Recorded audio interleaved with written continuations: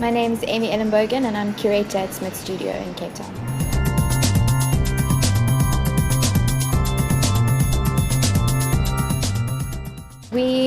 I think we've got two feathers in our caps, which is really interesting. First of all is our space. We've chosen to open a gallery in an incredibly well located area of Cape Town. We've got galleries on either side of us, and it's a beautiful old heritage building which we've renovated and created a beautiful contemporary space. And then in terms of the artists that we're working with a lot of artists that are emerging artists. So we are a new gallery, we're a new space, but I think we've managed to create a very accessible space for young buyers and collectors to come and start considered collections.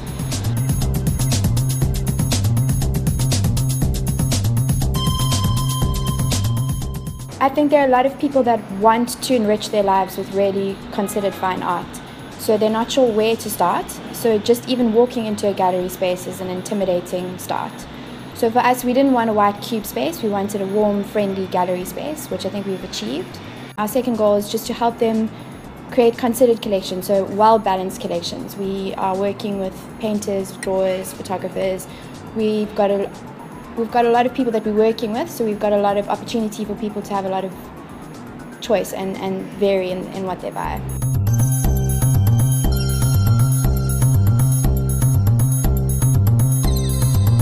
Your first artwork is precious to you, and I think about my parents and the first piece that they bought together and they still love and hangs in their bedroom.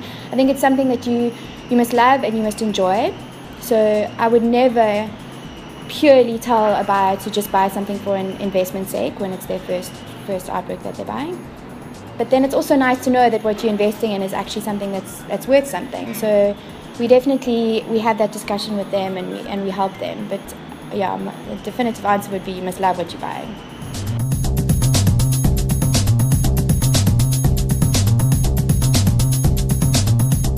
We've had a really interesting time with Marsi in that she's very conceptual and she needs a lot of time to produce the work that she's doing. I think you can tell from her work it's very, very fine, very meditative, there's a lot of process that goes into it.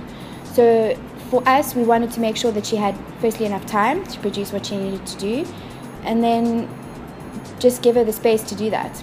I really wanted to push her in a new direction in her work. She was working in black, mostly in black fine liner, and now she's working in blue, and she's also started working in painting, which I think is very interesting. So her oil painting has developed considerably, and I think that that's something that she's going to be pursuing in the future.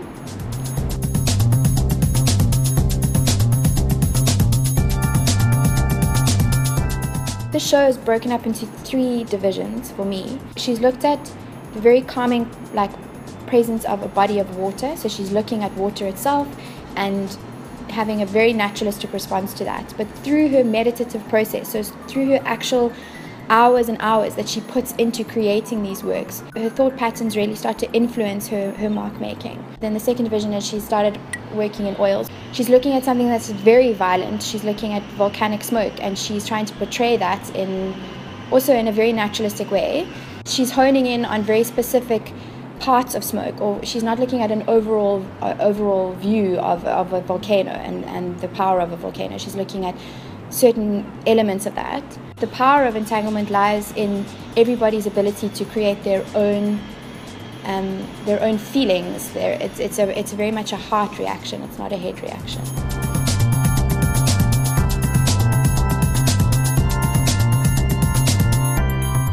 Yeah, we've got a very exciting rest of the year. The next show is a Zimbabwean artist called Kunyalala Ndlovu, who studied in London. So he's actually traveled all over the world, but he was born in Zimbabwe and was schooled in Zimbabwe, and that's influenced his work going forward. After that, we have a painter called John Geiger, who will be taken to the F&B Art Fair this year.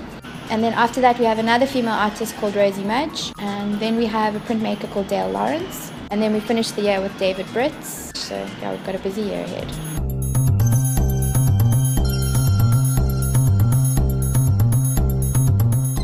Grace Cross, who was our second show here, she's a really interesting painter, and she's actually finishing her master's in Chicago at the moment in the States.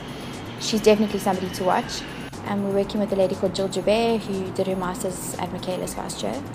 We're working with a lot of Cape Townian artists at this stage, because this is what I know and these are the people that I've been working with before, but the plan is to move north and try and find some more interesting kind of unknowns, so that with time we'll get there.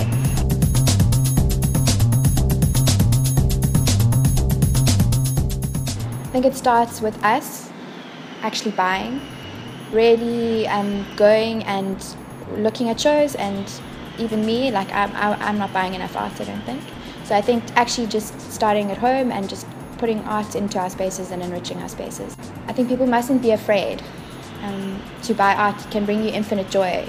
With regards to African art on an international scale at the moment, what's also really interesting is how we've become a global village, and African art is far more accessible to people living overseas, you know, just from a technological perspective, but also if you want to buy, you can go to, there's so many fairs on at the moment around the world that are exposing a number of African galleries and African artists, which is really exciting for us. We've just found out that we're going to be going to Paris at the end of the year, to also known as African Art Fair, which is for us it's a really exciting opportunity to access international collectors, but also to expose what we're doing here, which is very exciting.